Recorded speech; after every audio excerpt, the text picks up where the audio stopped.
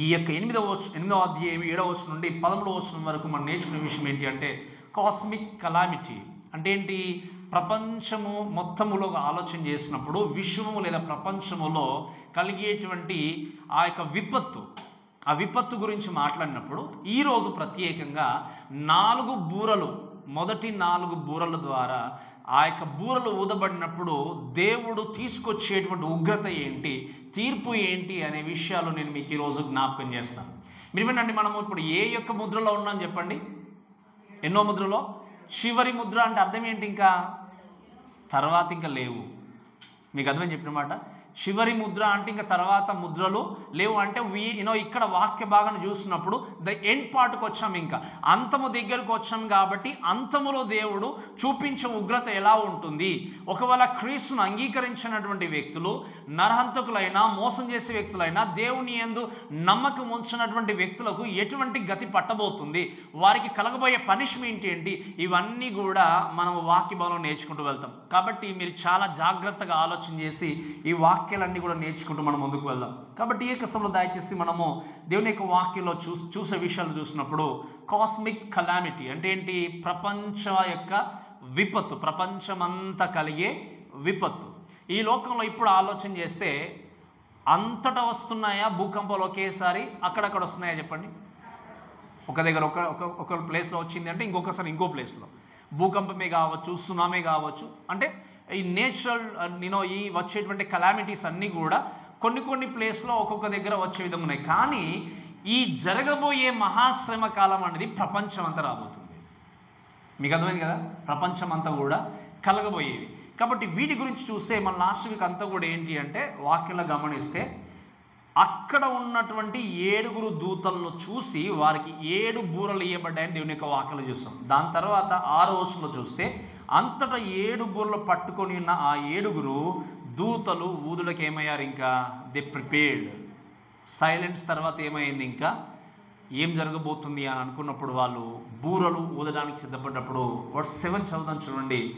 మొదటి దూత బూర ఊదినప్పుడు రక్తముతో మిళితమైన వడగండ్లును అగ్ని పుట్టి భూమి పైన పడవేయబడిను. అందువలన భూమిలో 3వ భాగము కాలిపోయిను, చెట్లలో 3వ భాగమును కాలిపోయిను, పచ్చగడ్డి అంతయు కాలిపోయిను. కాబట్టి ఇక్కడ చూస్తే ద ఫస్ట్ ట్రంపెట్ గురించి, మొదటి బూర గురించి చూస్తే ఏంటి అంటే జడ్జ్మెంట్ ఆన్ ఎర్త్. ఏంటి చెప్పండి? మొట్టమొదటి యొక్క బూర ఊదగానే దేవుడు వచ్చినటువంటి తీర్పు ఉగ్రత ఏంటి అంటే భూమిని ఏం చేయబోతున్నాడు? దేవుడు తీర్పు తీర్చబోతున్నాడు. దీని గురించి మనం మాట్లాడినప్పుడు మీరు గమనించండి, దయచేసి వాక్యంలో గమనించేది ఏంటి అంటే there are judgements, some judgements గురించి చూసినప్పుడు ఇక్కడ వాక్యంలో చూస్తే రాయబడిన విషయం ఏంటి అంటే ఆ యొక్క మొదటి దూత బూర ఊదగానే రక్తముతో మిళితమైన వడగండ్లును అగ్నియు పుట్టి భూమి పైన పడవేయబడెను. ఈ వడగండ్లు అగ్ని గురించి మాట్లాడినప్పుడు ఒకవేళ అవిశ్వాసులకి క్రొత్తనేమో కావచ్చు, కానీ విశ్వాసులుగా వాక్యాన్ని తెలిసినటువంటి వ్యక్తులకి ఇవి పరిచయమే. మీరు చెప్పండి, వడగండ్లు ఎక్కడొచ్చాయి బైబిల్లో? ఎక్కడొచ్చాయి చెప్పండి? బైబిల్లో ఇదివరకు వచ్చాయా రాలేదా? మనం మెన్షన్ చేయబడ్డాయా బైబిల్లో? ఎక్కడొచ్చాయి చెప్పండి వడగండ్లు? ఎక్కడొచ్చాయి? మనం వాక్యంలో గమనించి చూస్తే సొడొమ గొమొరను ఒకవేళ డిస్ట్రాయ్ అనుకున్నప్పుడు దేవుడు అగ్నిని కురిపించినట్టుగా చూస్తాం.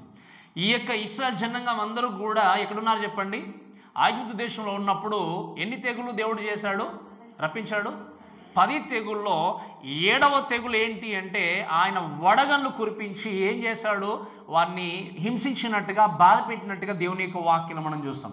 ఈ యొక్క విషయాలను చూసినప్పుడు ఈవెన్ యోబు గ్రంథం మీరు తలలు చదువుకుంటే 38వ అధ్యాయం కానీ యెషయా గ్రంథం 28వ అధ్యాయంలో కూడా వడగండ్ల చేత దేవుడు ఆయన శిక్షించబోతున్నాడనే వాక్య భాగాలు మనం దేవుని యొక్క వాక్యాలు చూస్తాం.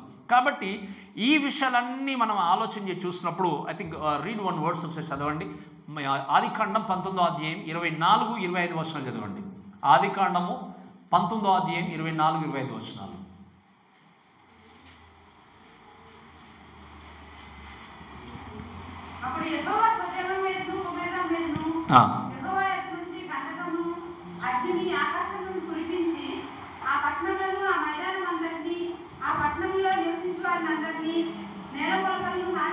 ఏం చేస్తాడు చెప్పండి? దేవుడు అక్కడ అగ్నిని అంతా కురిపించి ఏం చేశాడు? పూర్తిగా నాశనం చేసినట్టుగా, కాల్చివేసినట్టుగా చూస్తాం. ఇక్కడ ఆ సిచ్యువేషన్ మనం జ్ఞాపకం చేసుకున్నప్పుడు ఎంత నలిగిపోయి ఉంటారు, ఎంత శ్రమ కలిగింది సొడొమ గొమొర్రా పట్టణానికి అనేటువంటి విషయాన్ని మనం చూస్తాం. కానీ ఇక్కడ ఈ యొక్క దూత బూర ఊదినప్పుడు ఇక్కడ వాక్యం రాయబడిన మాట ఏంటి అంటే, వడగండ్లను అగ్ని పుట్టి భూమి పైన పడవేయబడిను అనుకున్నప్పుడు this is so massive, this is so big. అంటే అక్కడ ఉన్నటువంటి దానికంటే ఇక్కడ కంపేర్ చేసినప్పుడు ఇది చాలా పెద్దదిగా కూడుకుంది, చాలా భయంకరంగా కూడుకుంది. ఇంకా చెప్పాలి అంటే భరింపలేనటువంటి తీర్పును దేవుడు ఏం చేశాడు, లోకం మీదకి తీసుకొని వచ్చాడు.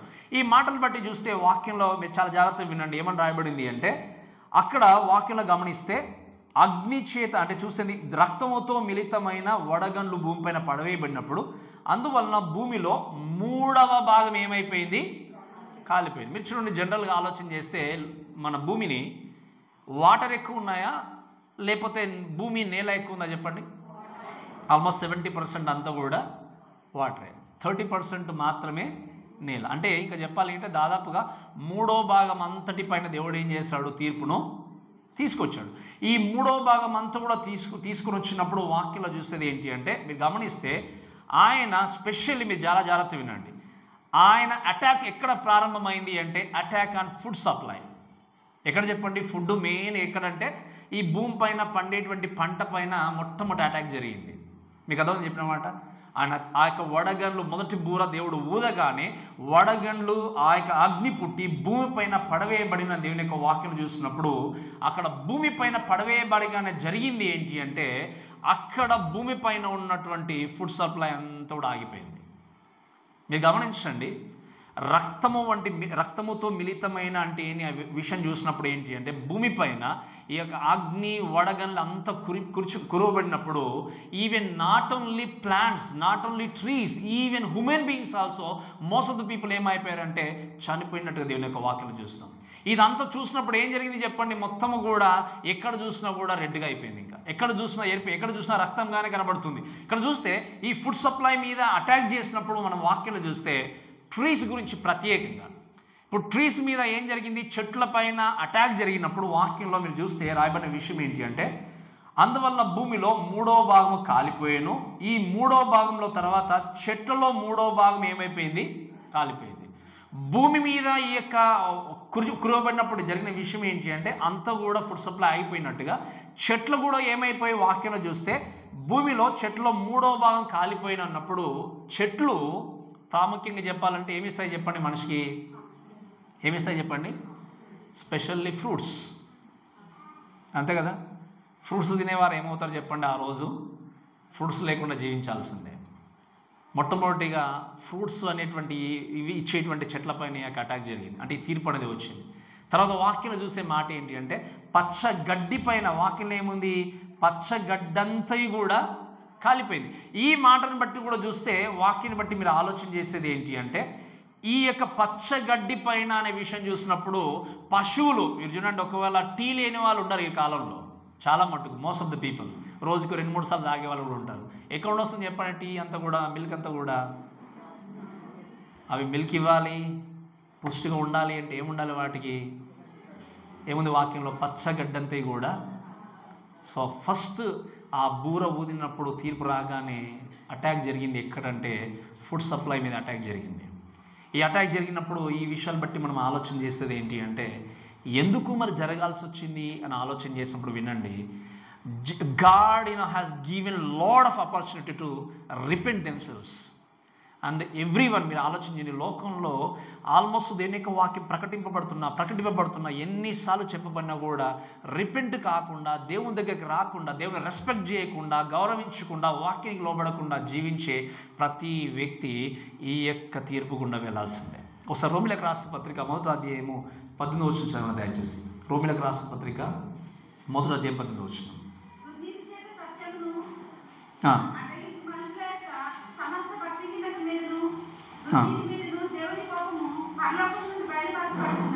రైట్, వినండి. ఏంటట? దుర్నీతి చేత నింపబడినటువంటి వారి మీద ఎక్కడి బయలుపరచబడింది చెప్పండి? ఎక్కడి చెప్పండి? పరలోకము నుండి బయలుపరచబడిందని చూస్తున్నాం. అంటే అన్గాడ్లీ పీపుల్ అంటే ఏంటి చెప్పండి? దేవుని యందు నమ్మకం ఉంచని వారు, క్రీస్తుని అంగీకరించినటువంటి వారు అందరిపైన ఈ తీర్పు అనేది రాబోతుంది. కాబట్టి ఈ తీర్పు నుండి రక్షింపబడే వ్యక్తి, ఆ యొక్క తీర్పు నుండి, శిక్ష నుండి తప్పించుకునే వ్యక్తి ఎవరు లేరు. ఎందుకు? ఆ శిక్షించేది ఎవరు అంటే ప్రాణం పెట్టిన దేవుడు. కాబట్టి ఈ మాటలు వింటున్న మన అందరం కూడా గ్రహించాల్సిన విషయం ఏంటి అంటే, ఆలోచన చేయాల్సిన విషయం ఏంటంటే వినండి. దేవుని యొక్క వాక్యాన్ని బట్టి చూస్తే మీకు డౌట్ వచ్చి ఏంటి అంటే, అయ్యో వారికి దేవుని గురించి తెలియదేమో, వారికి వాక్యం తెలియదేమో, కాబట్టి వారిని శిక్షించడం సరైంది కాదేమో అన్న క్వశ్చన్ రావచ్చు. కానీ మీరు వినండి, దేవుని గురించి తెలిసి కూడా విల్లింగ్లీ వాళ్ళు ఏం చేస్తారు చెప్పండి? దేవుణ్ణి రిజెక్ట్ చేస్తారు. మీకు ఎప్పుడైనా డౌట్ వచ్చిందా? అడిగి మనుషులు ఉన్నారనుకోండి, వారికి ఎవరు చెప్పారు సువార్త, వారికి ఎలా దేవుని గురించి తెలిసిన డౌట్ వచ్చిందా మీకు ఎప్పుడైనా? మీరు రోమపత్రిక 2వ అధ్యాయం మొత్తం చదువుకోండి. నేను మీకు రోమపత్రిక చెప్పినప్పుడు చాలా క్లియర్గా మీకు నేర్పించాను. మనిషి యొక్క కాన్షియన్స్ని బట్టి దేవుడు ఏం చేస్తున్నాడు చెప్పండి? తీర్పును తీరుస్తున్నాడు. మనిషికి తెలుసు ఏది మంచిది ఏది చెడు అని చెప్పి. ఈవెన్ ఒకవేళ ఆ యొక్క అడవుల్లో జీవించే వ్యక్తులు కూడా చెట్టును పూజించే యొక్క కాన్షియన్స్ ఉంది అంటే నిజమైన దేవుడు ఎవరో తెలుసుకునేటువంటి కాన్షియన్స్ కూడా ఉన్నట్టే. వారి కాన్షియన్స్ని బట్టి దేవుడు ఏం చేస్తాడు? తీర్పు తీరుస్తాడు. కాబట్టి ఎవరిని కూడా అన్యాయంగా దేవుడు తీర్పులోనికి తీసుకెళ్లే దేవుడు కాదు. ఎవరిని కూడా అన్యాయంగా నరకానికి పంపించే దేవుడు కాదు. కాబట్టి ఈ మాటలు బట్టి మనం గ్రహించాల్సింది ఏంటంటే, మీరు చాలా జాగ్రత్తగా వినండి. దేవుడు లోకములో మీరు ఆలోచన చేస్తే వారి యొక్క అన్బిలీఫ్ని బట్టి, అపనమ్మకాన్ని బట్టి దేవుడు చేసేది ఏంటి అంటే తీర్పు తీసుకొని రాబోతున్నాడు. ఇంకా చెప్పాలంటే God is going to destroy everything. మీకు అర్థమైందా? వాక్యంలో చూస్తే, అక్కడ వాక్యంలో గమనించినప్పుడు భూమి పైన పడవేయబడ్డప్పుడు భూమిలో 3వ భాగం కాలిపోయింది, చెట్టులో 3వ భాగం కాలిపోయింది, పచ్చగడ్డంతా కూడా కాలిపోయింది. అంటే ఏంటి? ఫ్రూట్స్ లేవు తినడానికి. ఒకవేళ భూమి పైన విత్తనాలు వేసి పండించుకోవాలంటే అది కూడా లేదు. అన్ని విధంగా ఉన్నప్పుడు ఈవెన్ చెప్పాలి అంటే లాడ్ ఆఫ్ కలామిటీస్ ఇవన్నీ కూడా వచ్చినప్పుడు ఈ మొదటి దూత బూర ఊదగానే వాళ్ళు తినేటువంటి తిండి మీద మొట్టమొదటి ఏం జరిగింది చెప్పండి?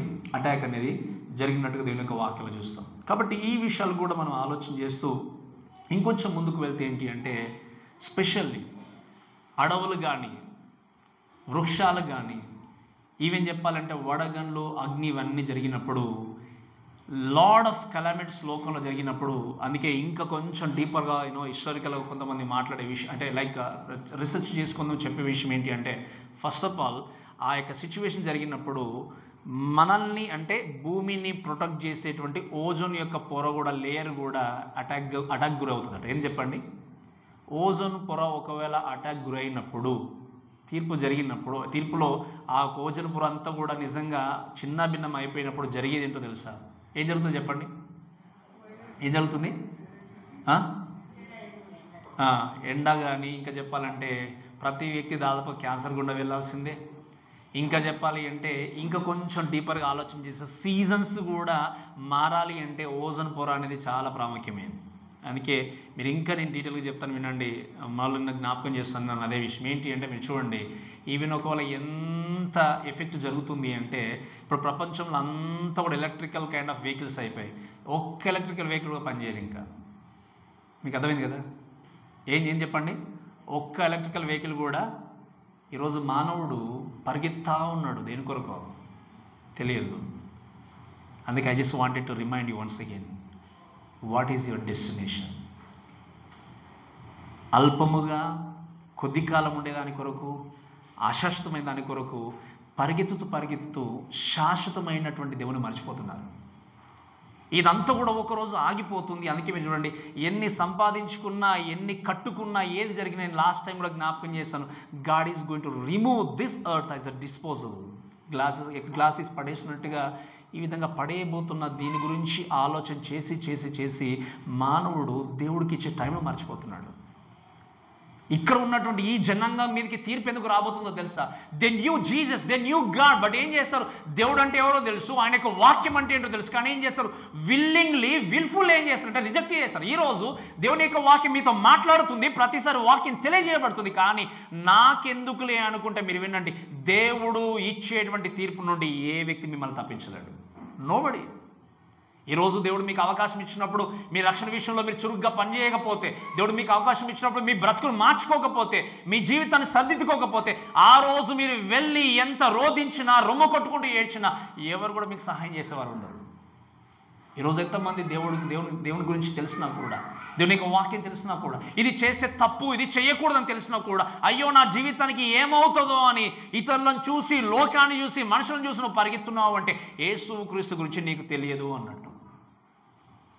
మీరు వినండి, నువ్వు మరణానికి సిద్ధపడినప్పుడు, తీర్పు దగ్గరికి వెళ్ళినప్పుడు నేను తీర్పు తీర్చే దేవుడు ఆయన, నీ క్రియలకు ప్రతిఫలం ఇచ్చే దేవుడు ఆయన, నేను తప్పించే వ్యక్తి ఎవరూ లేరు. అందుకే నేను ఎప్పుడు చెప్తుంటాను, నువ్వు చేసే పనే కావచ్చు, జీవన విధానమే కావచ్చు, ఏ విషయంలో God always needs faithful people. నమ్మకాన్ని కలిగి జీవించే వ్యక్తులు దేవుడు చూస్తున్నాడు. అందుకే ఈరోజు నువ్వు ఎన్ని నీ జీవితంలో కలిగి ఉన్నా కూడా అవి నీ జీవితంలో నిజమైన సృష్టికర్త దగ్గరికి తీసుకెళ్ళకపోతే నీ జీవితం అంతా వ్యర్థం. మీరు వినండి, ఇక్కడ ఉన్నటువంటి ఈ మనుషులు సృష్టిని పూజించడం మొదలుపెట్టారు. ఎవరిని మర్చిపోయి? ఎవరిని చెప్పండి? మీరు అనవచ్చు, నేను సృష్టిని పూజించట్లేదు పాస్టర్ గారు అనవచ్చు. చాలా మటుకు జస్ట్ చెక్ యువర్ సెల్ఫ్. సృష్టిని పూజించట్లేదు అనుకున్న వ్యక్తి ప్రథమ స్థానమును సృష్టికర్తకి ఇవ్వాలి. Willing to sacrifice anything and everything. నువ్వు ఏదైనా దేవుని కొరకు వదిలేసుకొని సాక్రిఫైస్ చేసి దేవుని కొరకు జీవించే విధంగా ఉండాలి. ఈరోజు నీ జీవితం ఎలా ఉందో ఒక్కసారి ఆలోచన. నేను అందుకే ఎప్పుడు చెప్తా ఉన్నాను, ఈ యొక్క మనం నేర్చుకున్న వాక్యాన్ని బట్టి దేవునికి దగ్గరగా రావడానికి నిన్ను ఏది వెనుకకు లాగుతుంది, ఏది అడ్డుబండగా ఉంది, ఏది తొలగించుకోలేకపోతున్నావు. వాక్యంలో క్లియర్గా ఉంటుంది. తల్లినేనో తండ్రినేనో నాకంటే ఎక్కువ ప్రేమించని వాడు నాకు పాత్రుడు కాడు. ఈరోజు నీ కుటుంబం నీకు అడ్డుబండగా నిలబడిందేమో, నీ ఫ్రెండ్స్ నీకు అడ్డుబండగా ఉన్నారు, నీ యొక్క ఉద్యోగం నీకు అడ్డుబండగా ఉందేమో, ఏదైనా నీ జీవితంలో దేవుడి కంటే ఎక్కువ ఉంది అంటే దట్ షోస్ దట్ అది నేను ఖచ్చితంగా ఎక్కడ తీసుకెళ్తుంది చెప్పండి? దీనికి దూరంగా లాక్కెళ్తుంది. ఈరోజు ఎన్నోసార్లు దేవుడు మనకు అవకాశం ఇస్తున్నాడు. బట్ ఇది చేయాలి కానీ చేయలేకపోతున్నాను నిన్ను సమర్థించుకుంటూ ముందుకెళ్ళిపోతే దయచేసి వినండి, nobody will secure you, nobody will save you. ఇప్పుడు ఏదైనా ఆపద వచ్చినప్పుడు నా బంధువులు ఉన్నారులే, నా స్నేహితులు ఉన్నారులే, ఒకవేళ ఆర్థికంగా నేను చితికిపోయినప్పుడు నన్ను కాపాడడానికి నా బంధువులు స్నేహితులు ఉన్నారులే అని ఒక భరోసా ఉండొచ్చు. నువ్వు ఏదైనా కష్టాల్లో ఉన్నప్పుడు నాకు ఆదుకోవడానికి ఇంకా ఎవరైనా ఒక వ్యక్తి ఉండొచ్చు అనుకోవచ్చు. కానీ ఆత్మకు రక్షణ ఇవ్వడానికి, సెక్యూరిటీ ఇవ్వడానికి, దాన్ని విడిపించడానికి ఏ వ్యక్తికి ఆ యొక్క గొప్ప శక్తి లేదు. ఏ వ్యక్తి కూడా తప్పించడానికి సమర్థుడు కాడు. ఎందుకు అంటే ఈ ఒకే ఒక్క వ్యక్తి ఆత్మను విడిపింపగలడు. ఆత్మను ఖచ్చితంగా పరలోక రాజ్యం తీసుకెళ్ళగలడు. ఆయన ఎవరంటే యేసుక్రీస్తు మాత్రమే. కాబట్టి నేను జ్ఞాపకం చేస్తున్నాను, ఈరోజు నాకు వీరున్నారు వారున్నారు అని చెప్పేసి నువ్వు అనుకుంటూ జీవిస్తున్నావేమో, కానీ గుర్తుపెట్టుకోండి, ఈ లోకంలో మీకు దోహదం చేయొచ్చు, సహాయపడవచ్చు, మిమ్మల్ని ఒక ఉన్నత స్థితికి, ఉన్నత శిఖరాలకు చేర్చవచ్చు. కానీ పరలోకంలో ఉన్నట్టుకి పరలోక రాజ్యానికి చేర్చాలి అంటే ఎవరు కూడా ముందుకు రాలేరు, ఎవరితో కూడా అది కాదు. మరి ఎవరికి నువ్వు వాల్యూ ఇస్తున్నావు? ఎవరికి నీ జీవితాన్ని నేను డిసైడ్ చేసుకుని నీ జీవితాన్ని కొనసాగిస్తున్నది చాలా ప్రాముఖ్యమైనది. అందుకే ఇక్కడ దేవుని యొక్క వాక్యంలో చూస్తే అన్గాడ్లీ పీపుల్ పైన, మీరు వినండి, భక్తిహీనుల పైన ఏం జరుగుతుంది? దేవుని యొక్క తీర్పు వస్తుంది. అందుకే ఈరోజు నువ్వు భక్తి జీవితం కలిగి ఉంటేనే కాదు, నేను జ్ఞాపకం చేస్తుంటాను కదా, భయము లేని భక్తి అనేది వ్యర్థం. నీ జీవితంలో ఎంత భక్తి ఉన్నా కూడా, ఎంతటి చక్కటి భక్తి పరులని చెప్పుకున్నా కూడా, క్రీస్తునందలి భయం లేకపోతే అది వ్యర్థం. భయం అనేది క్రీస్తునందలి భయం ఉన్నట్టయితే దేవుని కొరకు మనం ఏం చేయగలం చెప్పండి? సాక్షులుగా జీవితాన్ని కొనసాగించగలం. కాబట్టి ఇక్కడ మొట్టమొదటి బూర ఊదబడినప్పుడు జరిగింది ఏంటి అంటే, ఫుడ్ సప్లై అంతా కూడా ఈ తీర్పు ద్వారా ఎఫెక్ట్ అయినట్టు చూస్తాం. Let's go to second. బూర ఊదినప్పుడు జరిగింది ఏంటి అంటే చూడండి, 8వ వచనం చదవండి. రెండవ దూత బూర ఊదినప్పుడు అగ్ని చేత మండుచున్న పెద్ద కొండ వంటిది ఒకటి సముద్రంలో పడవేయబడిను. అందువలన సముద్రంలోని 3వ భాగము రక్తమాయను, సముద్రంలోని ప్రాణము గల జంతువులలో 3వ భాగము చచ్చెను. ఓడల్లో 3వ భాగం ఏమైపోయింది చెప్పండి? నాశనమాయను అని దేవుని యొక్క వాక్యం మనం చూస్తాం. ఈ మాటను బట్టి కూడా చూస్తే రెండవ దూత బూర ఊదగానే ఇక్కడ స్పెషల్లీ ఏంటి అంటే హిట్టింగ్ ఆన్ ద ఓషన్. మీరు చూడండి, judgement on the ocean. First బూర ఊదగానే ఎక్కడ జరిగింది చెప్పండి? తీర్పు ఎక్కడికి వచ్చింది? పనిష్మెంట్ ఎక్కడ జరిగింది చెప్పండి? భూమిపైన. రెండవది ఏంటి? రెండవ దూత బూర ఊదగానే జరిగిన విషయం ఏంటి అంటే అగ్ని చేత మండుచున్న పెద్ద కొండ వంటిది ఒకటి సముద్రంలో పడవేయబడును. అందువలన సముద్రంలో 3వ భాగం ఏమైపోయింది? మీరు వినండి, మౌంటైన్ అంటే ఇక్కడ వినండి, నిజంగా మౌంటైన్ వచ్చి పర్లేదు, కానీ మీరు చూస్తే ఆస్ట్రాయిడ్స్ అంటాం మనం, అంటే ఇప్పుడు ఈ గ్రహ శకలాలు అంటాం మనం. లాస్ట్ టైం కూడా మన ఆరోగ్యంలో చూస్తాం, నక్షత్రాలు రాళ్ళు అన్నప్పుడు ఈ గ్రహ శకలాల గురించి మీకు నేర్పించాను. దేవుని దగ్గర నుండి ఏం జరుగుతుంది చెప్పండి? ఈ యొక్క సెలెస్టియల్ కూడా దాటుకుని వచ్చేసి సముద్రంలో ఏం జరిగింది చెప్పండి? ఒక గ్రహశేఖలం అనేది సముద్రంలో పడవేయబడినప్పుడు వాక్యం రాయబడిన మాట ఏంటి అంటే సముద్రంలో 3వ భాగం ఏమైపోయింది? రక్తమాయ. ఆ సముద్రంలో పడవేయబడగానే జరిగిన విషయం ఏంటి అంటే వాక్యం రాయబడిన మాట ఏంటి అంటే దయచేసి చదవండి మరొకసారి. సముద్రంలో పడవేయబడిన అందువల్ల సముద్రంలో 3వ భాగము రక్తమయను, సముద్రంలోని ప్రాణము గల జంతువుల్లో 3వ భాగము. రిమెంబర్, చాలా జాగ్రత్త గుర్తుపెట్టుకోండి ఏం జరిగింది అక్కడ. ఈ పెద్ద గ్రహశేఖలము లేకపోతే వాక్యలు చూస్తే మండుచున్న పెద్ద కొండ వంటిది ఒకటి సముద్రంలో పడవేయబడగానే జరిగిన ఫస్ట్ థింగ్ ఏంటి అంటే వాక్యలు చూస్తే సముద్రంలోని ప్రాణము గల జంతువులలో 3వ భాగము చచ్చెను.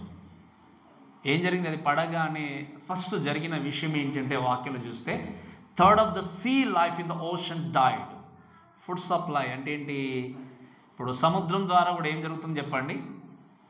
ఏం జరుగుతుంది మీకు బాగా తెలుసు. ఓషన్స్ పక్కన ఉన్న వాళ్ళకి సముద్రం నుండి దొరికే ఫుడ్ అంటే ఎంత ఇష్టమో, ఇక్కడ మన వరకు కూడా వస్తాయి, అంతే కదా? ఎంత ఇష్టమో. ఇవన్నీ ఏమైపోయాయి చెప్పండి? ఫస్ట్ దేవుడు ఎక్కడికి తీసుకొచ్చాడు అటాక్ అనేది? భూమి పైన జరిగింది. నెక్స్ట్ ఎక్కడ స్టెప్ చెప్పండి?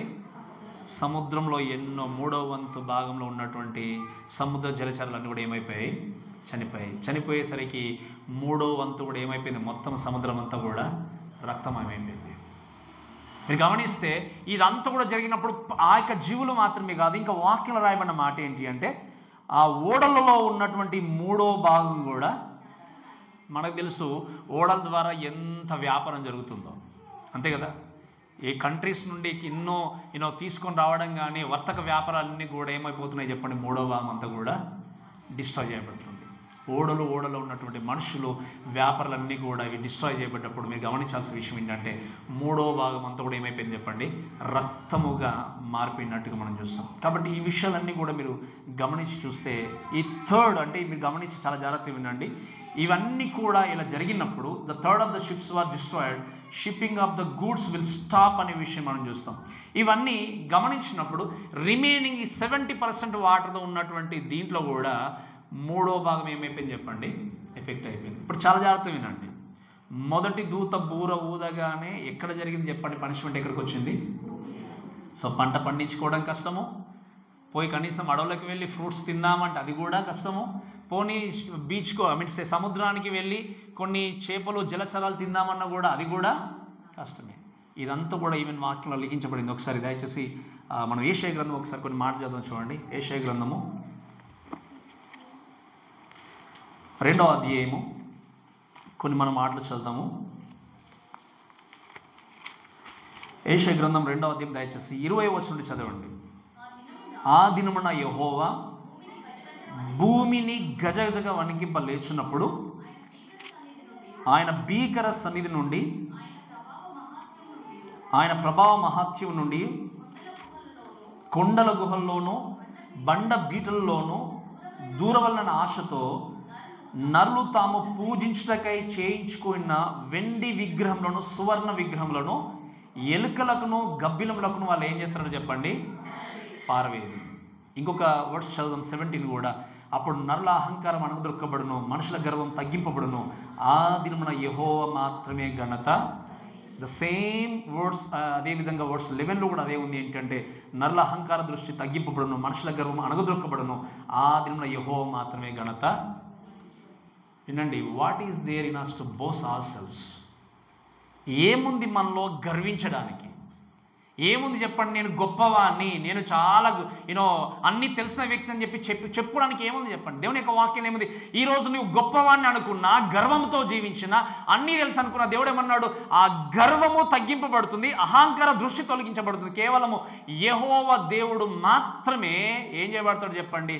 ఘనతను వహిస్తాను. దేవుని యొక్క వాక్యం ఉంది. ఈవెన్ ఆ దినములలో ఈ విగ్రహాలే మమ్మల్ని కాపాడుతాయని వెండి సువర్ణ విగ్రహాలు చేసుకున్న వాళ్ళందరూ ఏం చేస్తారో చెప్పండి? అవన్నీ తీసుకెళ్ళి పడేస్తారన్నది వాక్యం. ఏముంది అంటే ఎలుకలకు గబ్బిలాల కంటే, మీరు వినండి దాని అర్థం ఏంటి అంటే, ఎలుకలు గబ్బిలాలు ఎక్కడుంటాయి? ఎక్కడున్నాయి చెప్పండి? గుహల్లో, చిన్న చిన్న దాంట్లో. ఇవన్నీ తీసుకెళ్ళి వాటిని పడేసి ఇక వీటితో మాకు ఉపయోగం లేదని అనేటువంటి రోజు రాబోతుంది. ఈరోజు అన్యుల్లాగా నువ్వు విగ్రహాలు పెట్టుకుని దేవుని ఆరాధించట్లేదేమో. వినండి చాలా జాగ్రత్తగా.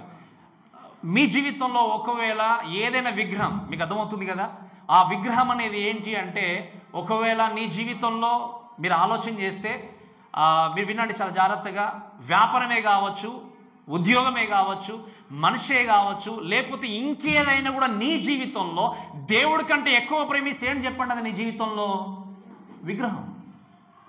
ఈరోజు నీ జీవితంలో నేను దేవుని ప్రేమిస్తున్నాను, దేవుడికి నా ప్రథమ స్థానాన్ని ఇస్తాను చెప్పి నువ్వు జీవిస్తున్నావు. చాలా జాగ్రత్త వినండి. అనుకుంటూ నువ్వు దేవుని దగ్గరకు వచ్చినప్పుడు ఒక వ్యక్తి నీ జీవితానికి ఎక్కువగా అయిపోతున్నాడేమో, నీ ఉద్యోగం ఎక్కువ అయిపోతుందేమో, నీ కుటుంబం ఎక్కువ అయిపోతుంది. చాలా జాగ్రత్త వినండి. వీటన్నిటికంటే ప్రథమ స్థానాన్ని ఇవ్వాల్సింది ఏంటి అంటే, ప్రథమంగా నీ దేవుని స్తుతించాల్సింది ఏంటి అంటే, ఆయనకు అవకాశం ఇచ్చినప్పుడే దేవుని ఆరాధించగలవు. అన్యజనులు అనుకుంటారు ఏంటంటే ఇవన్నీ మమ్మల్ని రక్షిస్తాయని చెప్పి, కానీ ఒక రోజు రాబోతుంది అవన్నీ తీసుకెళ్ళి ఏం చెప్తున్నారు చెప్పండి? పడేయబోతున్నారు. ఈరోజు నువ్వు నమ్ముకున్నది నేను ఆ రోజు రక్షింపజాలడు. నావారు అనుకున్న వ్యక్తి నేను రక్షింపజాలడు. ఈ ఉద్యోగమే, ఈ వ్యాపారమే నాకు సెక్యూరిటీ అనుకుని నేను రక్షింపజాలడు. నేను రక్షించే ఏకైక వ్యక్తి ఎవరు అంటే క్రీస్తు మాత్రమే. కాబట్టి ఈరోజు ఈ మాటలు వింటూ దయచేసి ఒకసారి మీ జీవితాన్ని పరీక్షించుకోవాల్సింది ఏంటి అంటే, ఈవెన్ ఇఫ్ టిల్ ఈ రోజు వరకు ఒకవేళ నీ జీవితంలో సరైనటువంటి రక్షణ అనుభవం లేకపోతే, it is the right time to check yourself and come to Jesus and he will hear your prayers and he will rescue you from your bondage.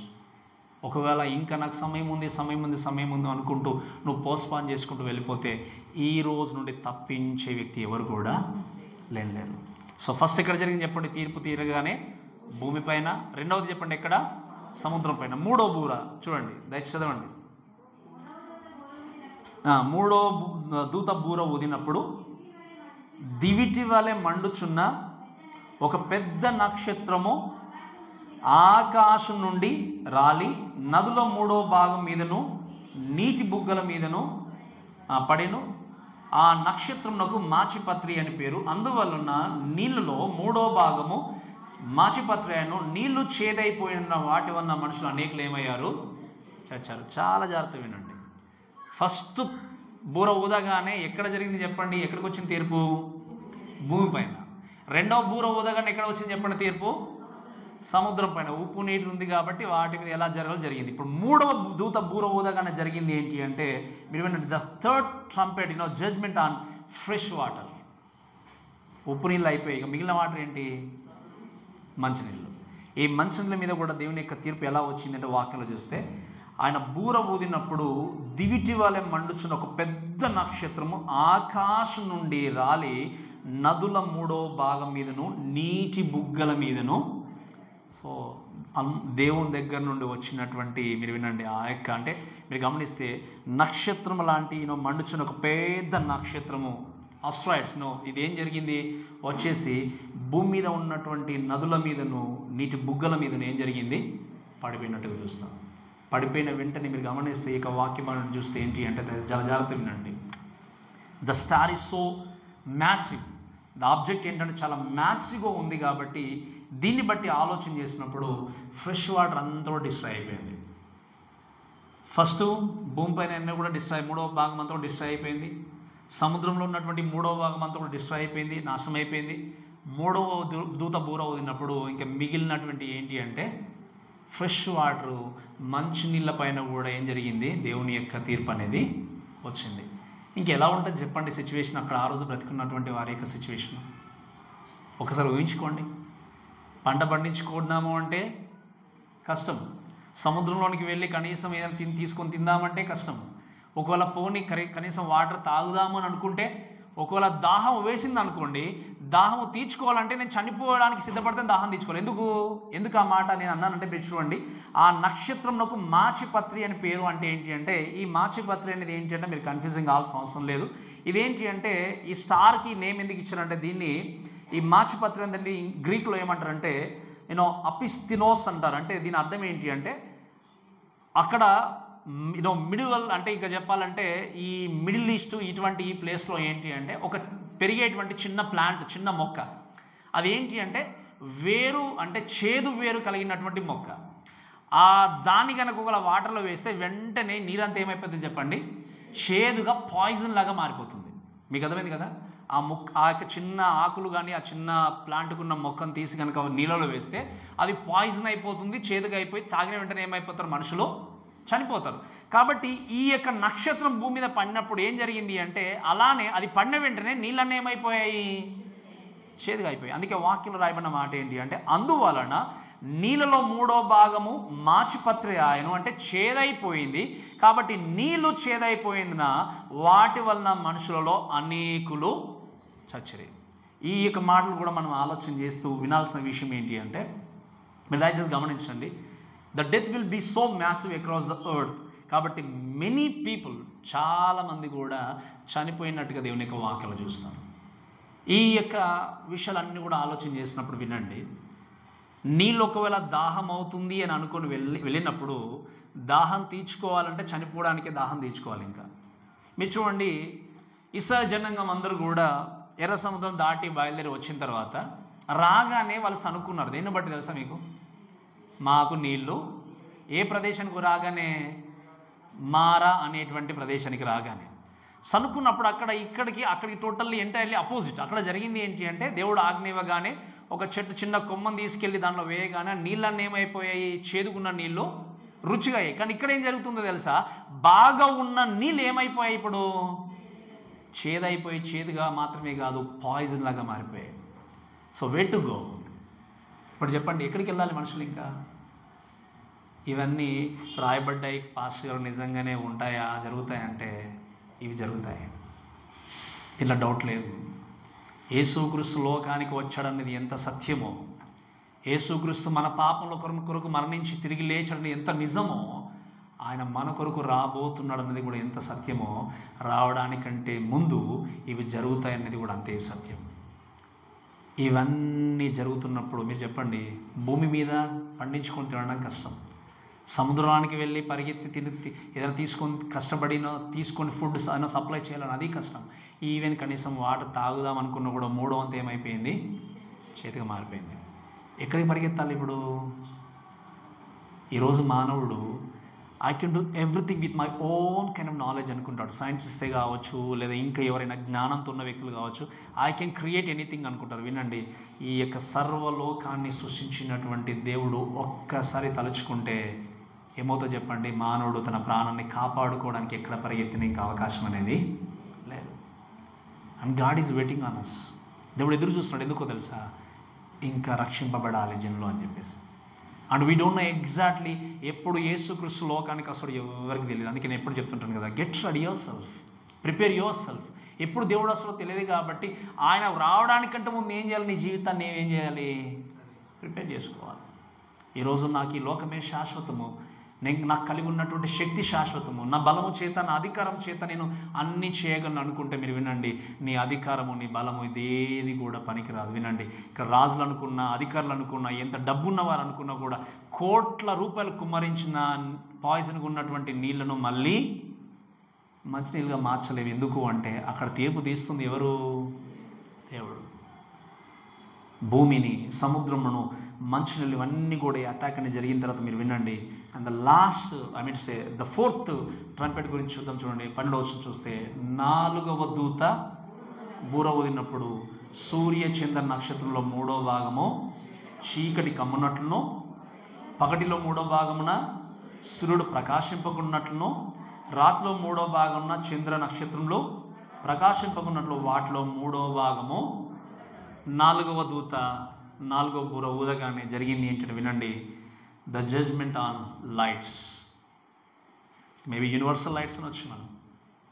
ఈరోజు ఎంతమంది అన్యులు చూస్తే సూర్యుడిని పూజించే వ్యక్తులు ఉంటారు. But we know for sure it's only light. God created son for lightning. అంటే ఎందుకు? లైట్ కొరకు, లేకపోతే లోకానికి వెలుగునివ్వడానికి దేవుడు ఏం చేస్తాడు చెప్పండి?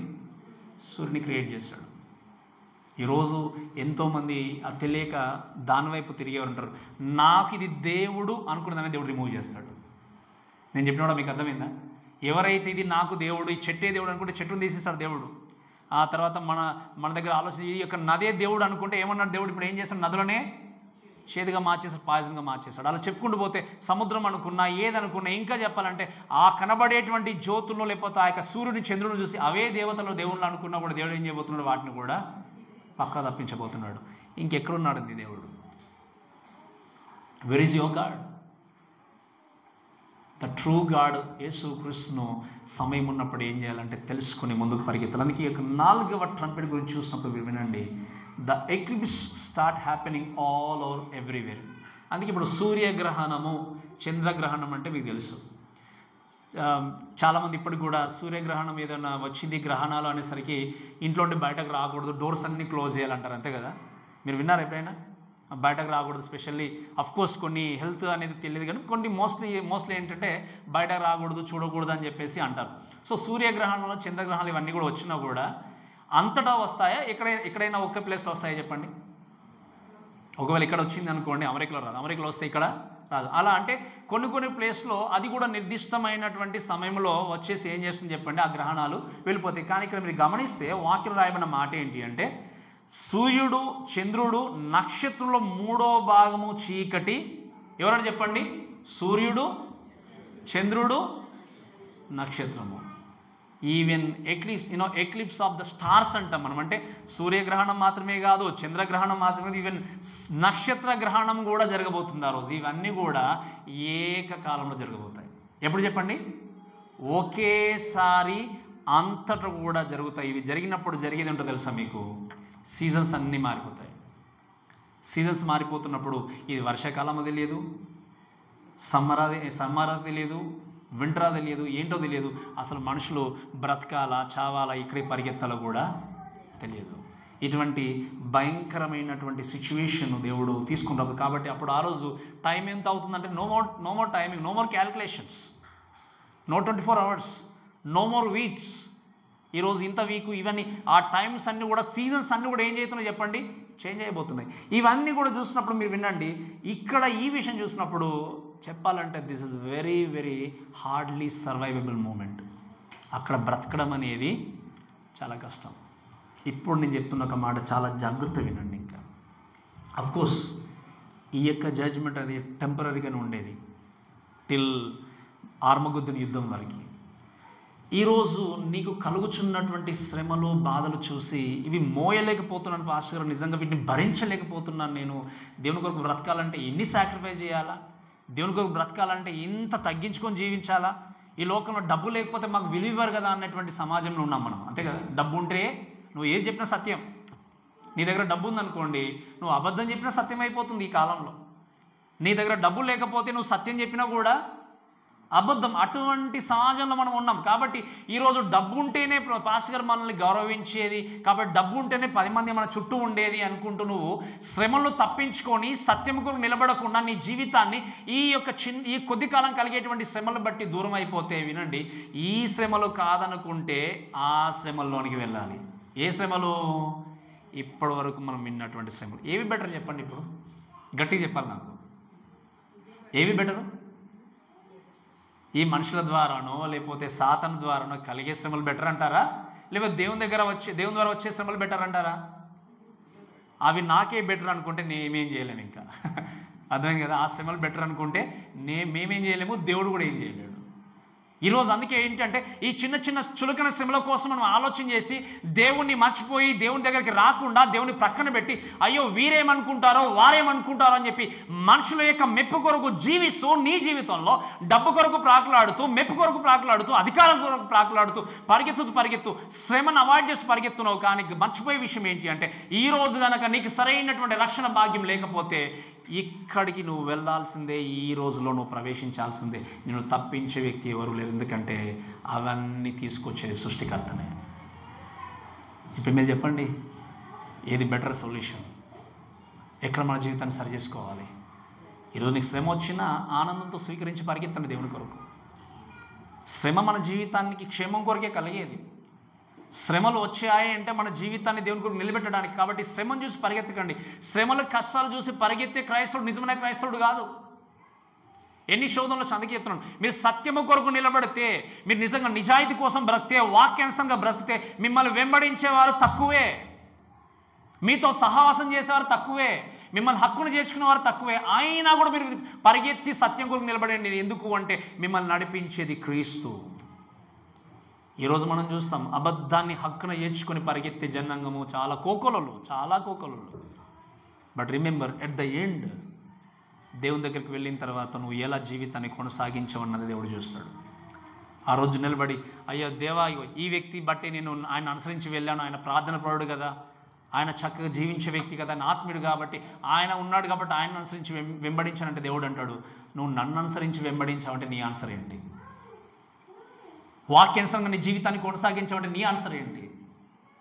ఈరోజు వాక్యాన్ని ప్రక్కన పెట్టి, దేవుని ప్రక్కన పెట్టి, ఎవరినైనా వాక్యానుసారంగా జీవించని వ్యక్తి నువ్వు అనుసరిస్తున్నావు అంటే నీ జీవితాన్ని నువ్వు ప్రమాదాన్ని తెచ్చుకుంటున్నావు. ప్రేమ దేవుని బిడ్డ దయచేసి వినండి, these things are going to be happen very soon. వీటిలోనికి ప్రవేశించకుండా నీవు ఉండాలి అంటే యేసు క్రీస్తుని సొంత రక్షకుడు నువ్వేం చేయాలి? అంగీకరించి ఆయనకు ఇష్టానుసరమైన బిడ్డలు తప్పకుండా జీవించాలి. అందుకే ఈ విషయాలన్నీ కూడా చూపిస్తూ దయచేసి మనం ముందుకు వెళ్దాం. ఇక చూస్తే రిమైండర్ గురించి చూసినప్పుడు ఈ యొక్క తీర్పులన్నీ కూడా తీసుకొచ్చేది అంటే God is the charge of all this plates. అంతే కదా, ఎవరో మనుషులు తీసుకొని రావట్లేదు, ఎవరో మనుషుల్ని చంపుకోవట్లేదు. ఇదివరకంటే మొదటి 3.5 సంవత్సరాల్లో మనం ఆలోచన చేసినప్పుడు అంత్యక్రీస్తు అటాక్ చేస్తూ తీసుకెళ్ళాడు కొన్ని విధంగా. కానీ ఇప్పుడు ఎవరు చేస్తున్నారు చెప్పండి? డైరెక్ట్గా దేవుడే. అందుకే I always says God is on the throne. ఎప్పుడు ఏ విధంగా ఎవరిని ఎలా శిక్షించాలో దేవుడికి బాగా తెలుసు. అందుకే మనుషులు శిక్షించినప్పుడు బాధపడకండి, మనుషులు హసయించుకున్నప్పుడు బాధపడకండి, మనుషులు మిమ్మల్ని దూరం పెట్టినప్పుడు బాధపడకండి. దేవుడి కొరకు నమ్మకంగా మీరు జీవించినప్పుడు, ఎందుకంటే ఒకరోజు ఖచ్చితంగా దేవుడి దగ్గర మీరు మెప్పును పొందుకొనబోతున్నారు. అందుకే దేవుడు అంటాడు, నా నిమిత్తం మిమ్మల్ని జనులను హింసించి నిందించినప్పుడు, మీ మీద చెడ్డ మాటలు పలికినప్పుడు మీరు దాన్ని, ఇప్పుడు somebody says to you know something against you, మీరు దేవుని కొరకు నిలబడినప్పుడు మిమ్మల్ని దూషించినా, మిమ్మల్ని హింసించినా, బాధ పెట్టినా, you better to be happy. ఎందుకు అంటే ఒకరోజు ఖచ్చితంగా దేవునికి ప్రతిఫలాన్ని ఇవ్వబోతున్నాడు. ఈరోజు మిమ్మల్ని మనుషులు ఎంత మెచ్చుకున్నా, చక్కగా పొగిడినా, అన్నీ చేసినా కూడా నీ జీవితంలో సరైనటువంటి రక్షకుని నువ్వు తెలుసుకోకపోతే, వాక్యం తెలుసుకోకపోతే ఆ రోజు తప్పించే వ్యక్తి ఎవరు కూడా లేదు. కాబట్టి దేవుడు ఉన్నాడనే విషయం గుర్తుంచుకోవాలి. ఇంకో విషయం ఏంటంటే, ఇక్కడ ఉన్నటువంటి ఈ వ్యక్తులందరూ కూడా వాళ్ళు ఎందుకు జడ్జ్మెంట్ గుండా వెళ్ళాల్సి వచ్చింది అంటే, దే ఆర్ బ్లెస్మేడ్స్. అంటే ఏం చేస్తారు వాళ్ళు? దేవుణ్ణి వాళ్ళు ఏం చేస్తారంటే తిరస్కరించారు. ఎందుకు చెప్పండి? అందుకే ఈరోజు మనము లోకంలో ఆలోచన చేసినప్పుడు నమ్మకంగా, సత్యముగా, అబద్ధము ఆడకుండా, లేకపోతే తప్పు చేయని వ్యక్తికి శిక్ష విధించవచ్చు. కానీ అంటే ఏంటి? తప్పు చేయకపోయినా శిక్ష గుండా మనుషులు వెళ్ళొచ్చు. కానీ దేవుడు ఎప్పుడు కూడా ఎవరిని కూడా అన్యాయంగా శిక్షించడు. ఈ మాట నేను చెప్పింది ఆట మీకు అర్థమైందా? దేవుడు ఎప్పుడు కూడా అన్యాయంగా శిక్షించడు. ఎవరిని కూడా అక్రమంగా దేవుడు తీసుకెళ్లి తీర్పులోనికి పంపించడు. ఆయన యొక్క తీర్పు ఎప్పుడు కూడా న్యాయమైంది. కాబట్టి న్యాయమైనటువంటి క్రీస్తు దగ్గరకు వచ్చి మీ జీవితాన్ని ఏం చేయాలి? సర్దిద్దుకుంటూ ఆయన కొరకు నిలబడాలి. ఎందుకు వీరు తీర్పు గుండా వెళ్ళాల్సి వచ్చిందో తెలుసా? Because they refuse God. వాళ్ళు ఏం చేస్తారు? దేవుణ్ణి తిరస్కరించారు.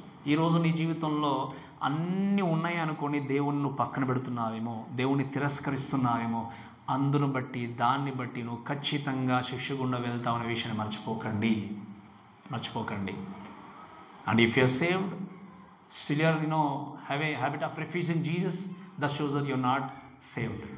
అందుకే ఇదివరకు నేను ఒక మాట చెప్పాను, నిజమైన క్రైస్తవుడు, చాలా జాగ్రత్త వినండి, నిజమైన క్రైస్తవుడు విగ్రహారాధన చెయ్యడు.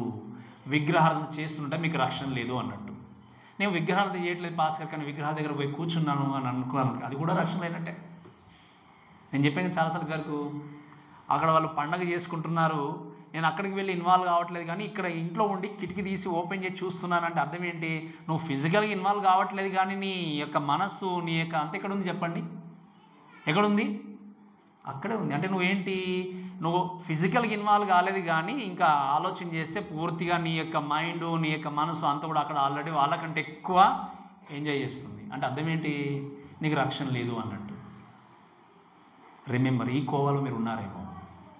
నేను వెళ్ళట్లేదు పాస్టర్ గారు, అక్కడికి వెళ్ళట్లేదు, నేను మొక్కట్లేదు, పూజలు చేయట్లేదు, నేను అన్నిలాగా అలంకరణ చేసుకోవట్లేదు అనుకుంటున్నాయేమో. కానీ నీ హృదయం అనేది మారకపోతే నువ్వు ఇంకా రక్షింపడిన వ్యక్తివే. Check yourself. ఈరోజు ఒకసారి మీ జీవితాన్ని పరీక్షించుకోండి. ఎందుకంటే దేవుడికి కావాల్సింది నీ బాహ్య అలంకరణ కాదు, నీ హృదయం. నీ హృదయం దేవుడికి కావాలి.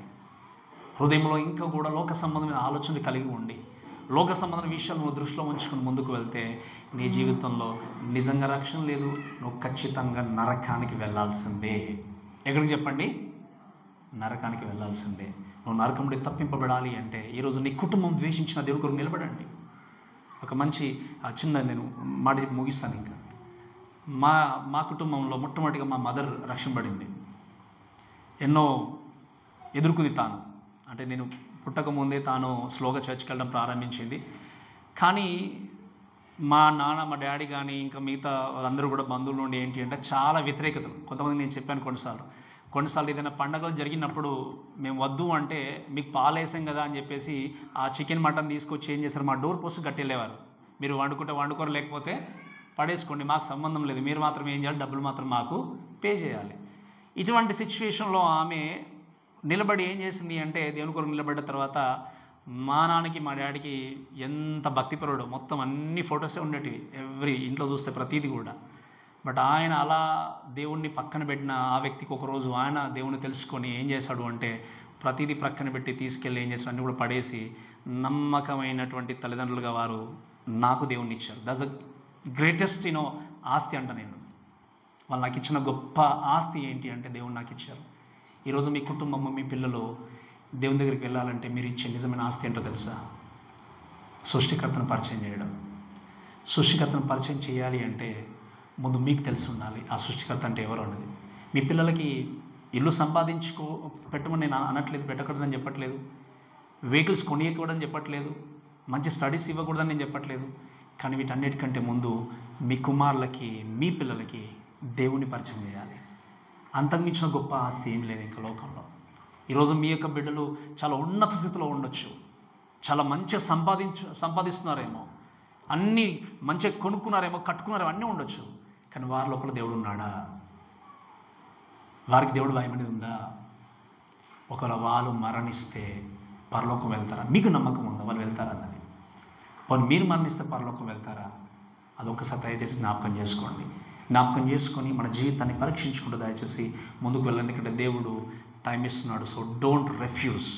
ఆయన దయచేసి తిరస్కరించకండి, ఆయన మాటలు తిరస్కరించకండి. ఎందుకంటే సమయము అయిపోయిన తర్వాత, అందుకే వాక్యంలో చూసి ఇంత గొప్ప రక్షణ భాగ్యాన్ని అంటే మనం నిర్లక్ష్యం చేస్తే మరలా మనము ఎలాగో తప్పించుకుందాం అంటాడు. కాబట్టి రిజెక్ట్ చేయకుండా, రెఫ్యూజ్ చేయకుండా దేవుని మనం మహిమపరచగలుగుతున్నాం. అందుకే ఈ మాట చెప్పి ముగిస్తాను. చూడండి, ఇంకా వర్స్ 13 చదవండి. మరి నేను చూడగా ఆకాశం మధ్యన ఒక పక్షిరాజు ఎగురుచు. వినండి చాలా జాగ్రత్తగా. ఇవన్నీ 4 బూరల యొక్క సిచ్యువేషన్ అంతా జరిగిన వెంటనే ఆకాశమందు ఈగలు ఒక పక్షిరాజు ఎగురుచు ఏం చేసింది చెప్పండి? బూరలు ఊదబోచున్న 3 దూతలు. ఎన్ని బూరలు అయిపోయాయి ఇప్పటికీ? 4. ఇంకెన్ని ఉన్నాయి చెప్పండి? అంటే ఈ 4 అయిపోగానే ఇంకా 3 ఊదడానికి సిద్ధంగా ఉన్నారు కదా. వాళ్ళు ఊదబోతున్నప్పుడు ఏమన్నది చెప్పండి? ఆ యొక్క పక్షి ఏమని అరుస్తుంది చెప్పండి? 3 దూతల బూరలు శబ్దంలో బట్టి భూనివాసులకు అయ్యో అయ్యో అని గొప్ప స్వరముతో చెప్తా వింటిని. వినండి, ఈ 3 అయిపోగానే, 4 అయిపోగానే ఇంకా 3 బూరలు ఊదడానికంటే ముందు ఆ యొక్క పక్షిరాజు ఏమని అరుస్తుంది చెప్పండి? ఆ యొక్క పక్షి అయ్యో అయ్యో అని చెప్పేసి గట్టిగా అరిచేటువంటి శబ్దం అంతా కూడా వినబడింది. అయ్యో అయ్యో అని గట్టిగా ఎప్పుడు అరుస్తారు చెప్పండి? సిచ్యువేషను చాలా భయంకరంగా ఉన్నప్పుడు, ఈ యొక్క లోకంలో నిజంగా ఈ యొక్క దుర్ఘటన కలిగినప్పుడు, నిజంగా భరింపలేనటువంటి సిచ్యువేషన్ ఉన్నప్పుడు ఇవన్నీ కూడా కలిగినట్టు ఉంటుంది. కాబట్టి మీరు వినండి, ఈ 4 బూరలు ఒక ఎత్తు అయితే రాబోతున్న ఇంకా 3 బూరలు ఇంకా చాలా చాలా ప్రమాదకరమైనవి. అందుకే పక్షిరాజు ఏమని అక్కడ స్వరం వినబడింది చెప్పండి? అయ్యో అయ్యో అనే. అప్పటికే ఇంకా రాబోతున్నటువంటి భయంకరమైన శ్రమలు ఉన్నాయి. అందుకే ఈ 4 బూరలు 7 వచనాల్లో మాత్రమే మెన్షన్ చేయబడ్డాయి. ఎన్ని చెప్పండి? ఎన్ని వచనాల్లో ఉన్నాయి 4 బూరలు? ఈ 4 బూరల దేవతలు కూడా 4 కూడా 7 వచనాల్లో మాత్రం ఉన్నాయి. మిగతా బూరలు ఎన్నో తెలుసా మీకు? 50 వచనాలు మెన్షన్ చేయబడ్డాయి. ఎన్ని చెప్పండి? 50 వచనాలు. ఇంకా మనం నేర్చుకున్న నెక్స్ట్ చాప్టర్ 9 నుండి దాదాపు 50 వచనాలు అన్నీ కూడా ఈ 3 బూరల గురించి రాయబడతాయి. అవి ఎంతో భయంకరమైన తీర్పులు తీసుకుని రావడానికి సిద్ధంగా ఉన్నాయి. కాబట్టి ఈ యొక్క సమయంలో దయచేసి గమనించండి, మనందరం కూడా ఈ యొక్క వాక్య భాగాన్ని బట్టి ఆలోచన చేయాల్సిన విషయం ఏంటి అంటే, అక్కడ ఉన్నటువంటి పక్షుల ఆకాశం నుండి చూస్తూ అయ్యో అయ్యో అని లోకంలో ఉన్న వ్యక్తులు చూస్తూ అరుస్తుంది ఏంటంటే, ఇంతకంటే వర్స్ట్గా, ఇంతకంటే బ్యాడ్, ఇంతకంటే భయంకరమైనటువంటి తీర్పులు ఇంకా లోకానికి రాబోతున్నాయి. భూమి ఎఫెక్ట్ అయిపోయింది, సముద్రం ఎఫెక్ట్ అయిపోయింది, మంచినీళ్ళు కూడా అయిపోయిపోయి ఇంకేమున్నాయి? 4వ దూత ఏం చేసింది? ఊదగానే లోకంలో సూర్యుడు, చంద్రుడు, నక్షత్రాలు అన్నీ కూడా అయిపోయాయి. ఇంకెక్కడ తప్పించుకుని వెళ్ళాలి మనుషులు?